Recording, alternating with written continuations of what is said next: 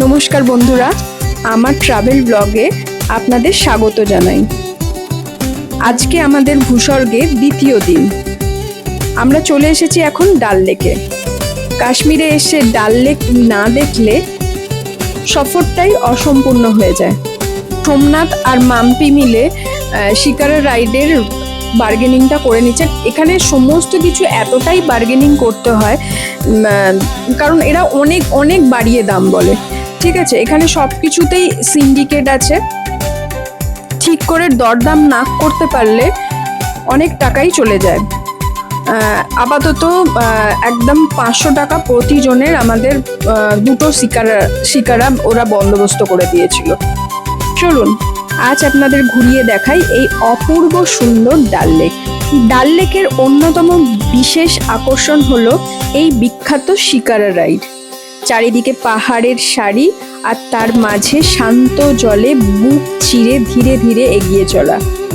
শিকারার অভিজ্ঞতা সত্যি ভাষায় প্রকাশ করা খুবই কঠিন।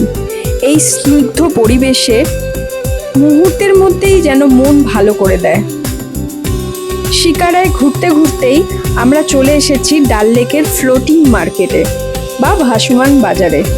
জলে ভাসতে ভাসতেই আপনি কিনতে পারেন কাশ্মীরের বিখ্যাত হস্তশিল্প, সুন্দর ফুল থেকে শুরু করে নানান ধরনের শোপিস। তবে হ্যাঁ, এখানে কেনাকাটা করবার সময় কিন্তু একটু দরদাম অবশ্যই করে নেবেন।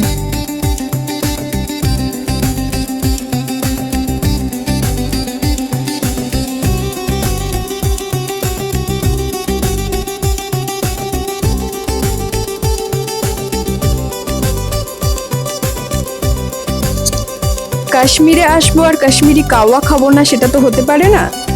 তাই এনার থেকেই একটুখানি কাশ্মীরি কাওয়া নিয়ে ট্রাই করে দেখলাম।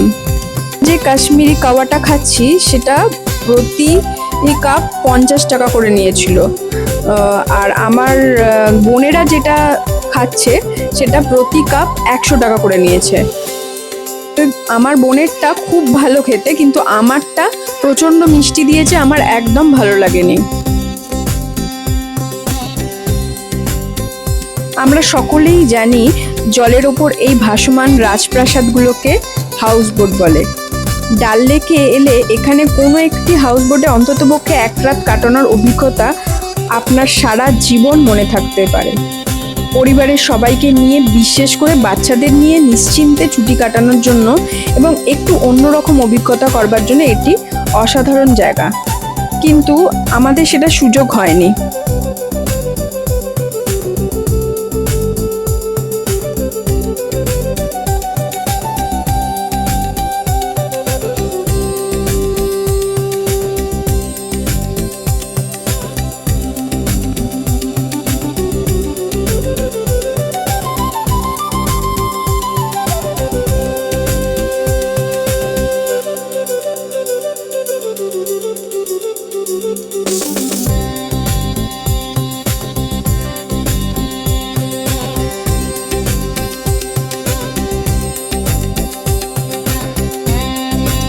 এই ডাল লেকের বিকেলের দিকে শোভা আরো সুন্দর।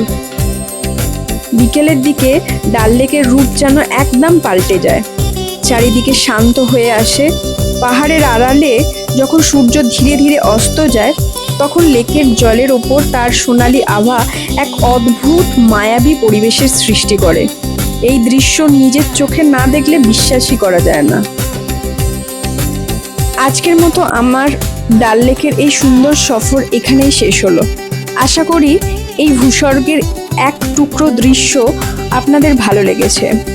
ভিডিওটি ভালো লাগলে লাইক, শেয়ার করতে ভুলবেন না।